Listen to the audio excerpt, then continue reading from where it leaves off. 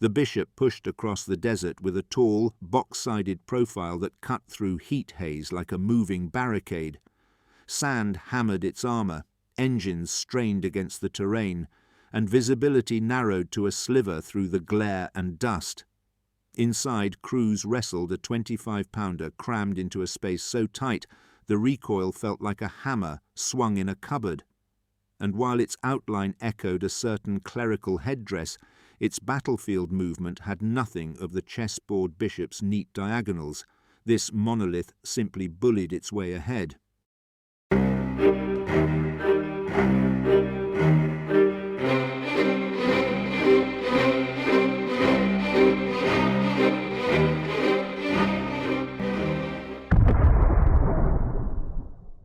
The opening months of the North African fighting exposed a sharp, uncomfortable truth for British forces. Field artillery simply could not keep pace with the speed of mobile warfare.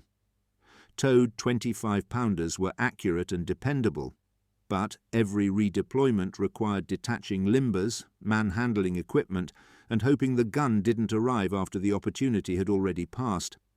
This delay created a tactical gap, one measured in minutes, but felt in casualties, and lost ground. The British Army needed artillery that could move with armour, fire quickly, and reposition before counter-battery fire found it. The logical answer was a self-propelled gun, yet the industrial landscape offered no ready-made platform designed for that role. Instead, doctrine, shortages, and urgency collided, forcing engineers to look at what existed rather than what was ideal. The Valentine tank chassis emerged as the only platform available in the required numbers, its slow speed forgiven because its mechanical reliability excelled in the desert environment. Armour thickness was modest, internal volume was limited, and the hull shape imposed awkward constraints on gun placement. Nonetheless, the 25-pounder gun was too vital to abandon, so adapting it became the only viable path. A tall, box-shaped turret was drawn up to house the artillery piece, even though it compromised the silhouette and restricted elevation. A design team described the conversion process as being closer to carpentry than tank building, because every angle depended on what space remained after the gun was forced inside. This improvised marriage between chassis and artillery defined the need that drove the Bishop's creation, setting the stage for a machine shaped entirely by wartime pressure. The vision behind the Bishop emerged less from inspiration and more from a doctrinal puzzle: how to turn a proven field gun into a mobile, armoured firing platform without redesigning the gun or the vehicle beneath it. British artillery doctrine prized the 25-pounder for its versatility, combining high-explosive shells with smoke, armour-piercing capability, and reliable range tables. The challenge was preserving these strengths while giving the weapon a new level of mobility that doctrine had never fully anticipated. Engineers at Birmingham Railway Carriage and Wagon Company approached the problem by treating the Valentine chassis as a fixed foundation rather than a negotiable part of the design. Dimensions, weight limits, and turret ring constraints dictated nearly every decision that followed. Mounting the 25-pounder inside a fully enclosed turret was an unusual move, as most self-propelled guns of the era relied on open-topped mounts to give the crew space and flexibility. The Bishop instead required a high, box-shaped superstructure to clear the breach and recoil path, resulting in its distinctive vertical geometry. 3 technical threads shaped the final vision. First, the recoil system needed reinforcement to cope with the restricted space, forcing recalculations of internal bracing and load distribution. Second, ammunition stowage had to be compact yet accessible, leading to stacked strapped racks arranged around the turret interior. Third, firing elevation was heavily reduced by the turret roofline, limiting long-range, high-angle fire that the 25-pounder normally excelled at. Despite these imperfections, engineers quietly acknowledged that the Bishop was a product of necessity rather than elegance, a machine built to answer a doctrinal requirement in the shortest time possible. The vision was never about perfection. It was about getting artillery moving fast enough to matter in the shifting geometry of desert warfare. Production of the Bishop began under conditions defined by urgency, limited tooling, and the unyielding geometry of the Valentine chassis. The factories responsible were accustomed to manufacturing armoured hulls and mechanical assemblies, but the new turret demanded a very different workflow. Its tall, slab-sided panels had to be cut, angled, and welded with tight tolerances to ensure the 25-pounder's recoil path cleared the rear wall without striking the structure. Assembly crews dealt with a superstructure whose height placed unusual stress on the turret ring bearings, requiring reinforced supports to handle the oscillation generated when the gun fired. The turret roof, though essential for protection, imposed strict elevation limits, and this constraint shaped much of the internal layout. Breech access dictated the spacing of the internal fittings, and ammunition racks were positioned to avoid obstructing the recoil cycle while still allowing rapid loading under fire. The installation of the 25-pounder itself required precise alignment. The cradle, recoil cylinders and recuperator had to be fixed in a position that balanced the gun's weight and ensured consistent return-to-battery performance. On the hull, modifications to the Valentine suspension were minimal, but the added mass high above the centre line changed how the chassis reacted to rough terrain. The final assembly phase showed a machine that obeyed the physics forced upon it, with the tall turret, confined interior, and unchanged drivetrain all reflecting clear compromises. The Bishop emerged from its production lines as a composite of available materials, established components, and battlefield-driven adaptation, ready to be tested under conditions much harsher than any factory floor. Trial conditions for the Bishop exposed every strength and limitation built into its unconventional architecture. The first field exercises focused on whether the Valentine chassis could carry the weight of the new turret without sacrificing mobility, especially across uneven ground where the raised centre of gravity worked against stability. The chassis remained mechanically reliable, but the tall superstructure made lateral pitching more noticeable, particularly when traversing slopes or braking sharply. Gunnery tests followed, revealing how the confined turret shaped the 25-pounder's behaviour. Reduced elevation meant high-angle fire was no longer achievable, forcing crews to rely on flatter trajectories better suited to direct or semi-direct engagement. The recoil cycle remained consistent, but the restricted space created intense pressure waves inside the turret, emphasizing the importance of ventilation hatches and careful coordination during loading. Ammunition handling routines had to be adjusted to avoid fouling the recoil path, and the narrow working corridor required precise movements from every crew member. Thermal evaluation proved critical in desert simulations. The enclosed turret trapped heat far more than open-topped self-propelled guns, pushing internal temperatures well beyond comfortable limits. Lubricants thinned rapidly, optics fogged under repeated firing, and air circulation depended entirely on maintaining open hatches whenever conditions allowed. The aggregated test data showed a vehicle shaped entirely by constraint rather than by optimal artillery design, yet it also demonstrated that the Bishop could deliver mobile firepower faster than any towed equivalent. These early trials confirmed a pattern. Limitations existed, but within those boundaries the machine could still serve effectively, provided commanders understood how to employ it within its operational envelope. The Bishop's first operational deployments in North Africa demonstrated both the practical value and the unavoidable shortcomings of its design.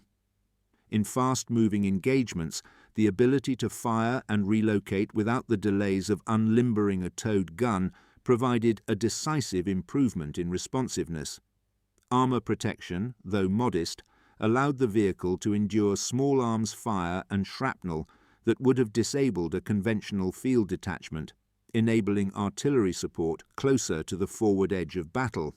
Yet the design imposed rigid limits on the weapon's natural capabilities. The reduced elevation angle restricted the 25-pounder's long-range, high-arc fire, forcing crews to rely on lower trajectories more vulnerable to terrain masking. In several documented fire missions, high ridgelines or defilade positions required improvised solutions, such as repositioning the entire vehicle rather than adjusting elevation. This constraint affected the tempo of sustained bombardment, particularly in mountainous or irregular landscapes. Heat absorption became a significant factor during prolonged operations. The enclosed turret accumulated thermal load rapidly, affecting crew stamina and increasing maintenance intervals for optics and internal fittings. Ammunition supply posed an additional challenge, as onboard storage was limited, requiring frequent logistical replenishment to maintain extended fire missions. Operational assessments identified the Bishop as effective within a narrow tactical band, excelling when mobility and protected firing positions were needed, yet struggling when terrain demanded vertical flexibility or sustained bombardment at long range. These mixed results directly shaped subsequent artillery development, prompting the search for a more capable and less compromised successor that could restore the full performance envelope of the 25-pounder in a mobile form. The Bishop's service created several consequences that extended beyond its immediate battlefield role, influencing logistics, doctrine, and wartime engineering priorities in ways not initially predicted. One of the most significant effects emerged in supply chain planning, where the need to support a self-propelled artillery platform introduced new demands for spare parts, specialized tools, and maintenance routines distinct from both tanks and towed guns. Workshops had to adapt to a hybrid machine whose structure used tank-like armour components but retained artillery mechanisms that required different inspection intervals. Operational analysis revealed another unintended impact. The restricted elevation range altered how infantry and armour anticipated fire support. Because the Bishop excelled at direct or low-angle fire, commanders learned to position it in roles that blurred the distinction between field artillery and assault gun, changing expectations for the tempo and geometry of supporting fire. These adjustments influenced tactical planning, especially in combined arms operations, where timing and precision were essential. A further consequence arose within vehicle development teams across British industry. Data on overheating, internal pressure build-up from enclosed firing, and recoil behaviour inside confined turrets became reference points for evaluating future self-propelled gun concepts. These insights helped clarify the drawbacks of fully enclosed turret designs for heavy artillery pieces, reinforcing the preference for open-topped platforms with greater elevation and internal airflow. The accumulated lessons shaped procurement priorities, encouraging decision-makers to shift toward designs that restored the 25-pounder's full ballistic envelope while reducing crew fatigue and mechanical strain. The Bishop, although temporary by intent, therefore influenced the trajectory of British self-propelled artillery more profoundly than its short production run might suggest. When the Bishop left frontline service, its influence persisted through the systems that replaced it and the operational habits it had shaped. Its most direct successor was the Sexton, a Canadian-built self-propelled 25-pounder that addressed nearly every limitation the Bishop revealed. The Sexton offered a lower silhouette, far greater elevation, improved ammunition access, and a layout that restored the artillery piece's full-range profile, providing the long-range, high-angle fire the Bishop's tall turret had suppressed. The transition from Bishop to Sexton did more than swap one vehicle for another. It altered the British Army's expectations for mobile firepower. Commanders who had learned to work within the Bishop's constraints quickly recognized the advantages of an open-top design, which enhanced observation, ventilation, and crew coordination. These operational benefits reinforced a broader doctrinal shift towards self-propelled artillery as a standard tool in armoured divisions rather than a niche improvisation. Another aspect of the bishop's legacy lies in engineering methodology. Wartime reports comparing its performance with later vehicles provided valuable data on internal heat load, turret ergonomics, recoil accommodation inside confined structures, and the handling of heavy guns on light to medium tank chassis. These evaluations informed not only British post-war artillery design, but also Commonwealth production strategies, where balancing protection, elevation, and crew efficiency became a central design priority. Its operational footprint demonstrated how quickly an improvised solution could influence long-term doctrine when battlefield pressures demanded immediate adaptation, and the bishop's short service life ultimately left a disproportionately large mark on the evolution of mobile artillery engineering. The bishop's outline, first seen in desert heat and harsh sunlight, defined a machine shaped entirely by urgency and the boundaries of available engineering. Its tall turret, its constrained elevation, and its reliance on the dependable Valentine chassis all reflected the wartime pressures that produced it. The design was never intended as a final answer to the problem of mobile artillery. Instead, it served as a functional bridge between traditional towed guns and the refined self-propelled systems that would follow. Returning to the conditions that framed its earliest use, the bishop represented an attempt to keep pace with increasingly fluid battlefields where speed, protection, and rapid fire support were critical. The confined turret made internal temperatures climb quickly, the restricted gun arc demanded more vehicle movement than ideal, and the weight distribution challenged the chassis across broken terrain. Yet, these characteristics offered vital insight into how artillery behaved when forced into armoured enclosures rather than open mounts. The machine's broader relevance lies in how it highlighted the relationship between compromise and capability. Each limitation it displayed became a data point for doctrines adjusting to the realities of mechanized warfare, contributing to later designs that combined improved ergonomics, greater elevation, and more efficient crew layouts. It demonstrated that even imperfect solutions could shift operational thinking when circumstances demanded rapid change, and the bishop's service ultimately underscored how adaptation, rather than ideal design, often shaped wartime innovation. Thanks for spending your time with this video. If you'd like more documentaries on the machines and moments that shaped history, please consider subscribing. We would love to have you back.